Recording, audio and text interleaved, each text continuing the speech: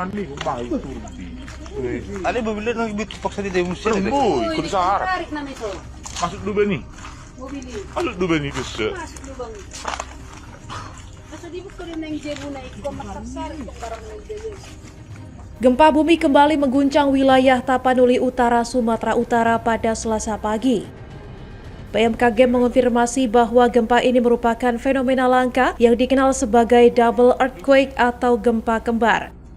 Dua gempa terjadi berdekatan, masing-masing pada pukul 5.22 dan 5.23 waktu Indonesia Barat dengan kekuatan magnitudo 5,5 dan 5,6.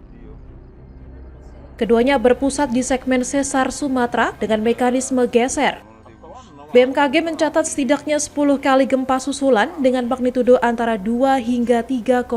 Dampaknya cukup signifikan. Dengan sejumlah bangunan mengalami kerusakan, termasuk satu sekolah dasar dan tempat ibadah. Beberapa rumah warga rusak berat dan longsor terjadi di 2 titik. 1 orang dilaporkan luka-luka, sementara 1 korban meninggal dunia masih dalam proses konfirmasi penyebabnya. BMKG mengimbau masyarakat untuk mewaspadai bangunan yang retak dan menjauhi daerah rawan longsor.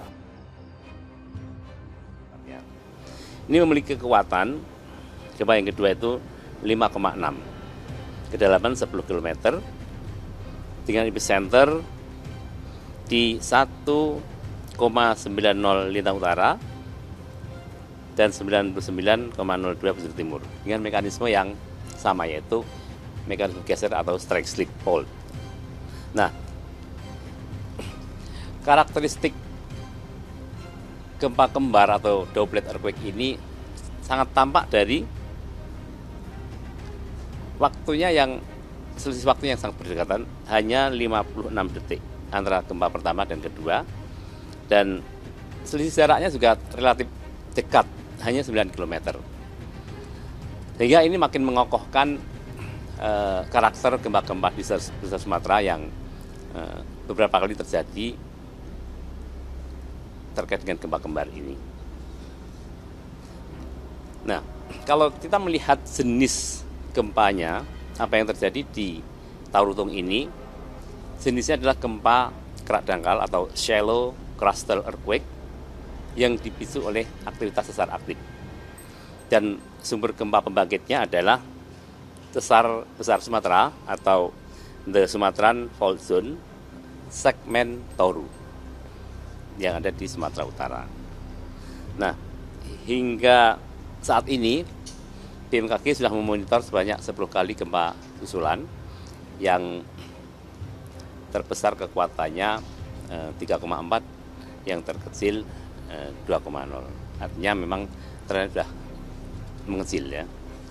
Dan kalau kita pantau beberapa laporan media, memang gempa ini berdampak merusak, karena dari shake map atau peta guncangan yang dirilis BMKG menunjukkan gempa ini mencapai 5 modified Mercalli intensity. Ini bangunan yang tidak dibangun dari struktur tahan gempa atau ramah gempa, dia akan mengalami kerusakan jika temboknya itu tembok yang tidak permanen, artinya bukan bangunan yang mengacu pada building code.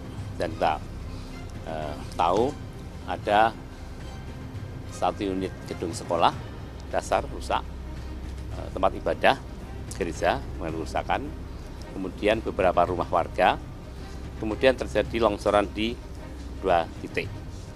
Ada 1 orang mengalami luka dan ada 1 korban meninggal, tapi masih kita konfirmasi apakah ini karena dampak gempa atau karena sebab lain.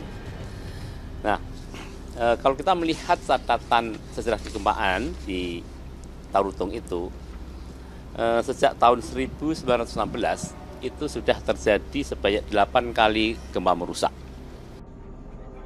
Hingga saat ini pemantauan aktivitas seismik di wilayah tersebut terus dilakukan.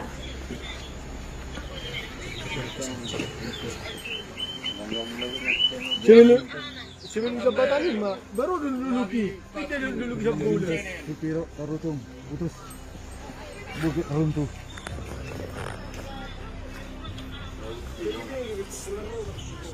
Malam.